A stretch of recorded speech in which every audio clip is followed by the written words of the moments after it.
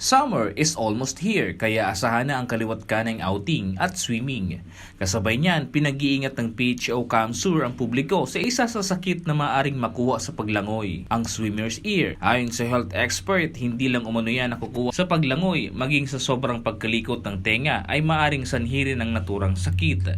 Ito ay kaso ng labis na pagsakit ng tenga dahil sa tubig o bacterial infection na maaring nakakapasok rito. Kakaroon lang tayo ng mga precaution dun sa mga, lalo na sa mga bata na magbabakasyon ngayon kasi summer, so may mga outing, swimming, no? Yung precaution dun is iiwasan nila na mapasukan ng tubig yung tenga ng mga bata. Well, even adults, no? Kasi pag ganun, nagkakaroon ng trap ng water sa loob na nag-i-initiate ng mga infection. So, yung mga pwedeng maging sintomas nun, magkaroon ng ear pain, no?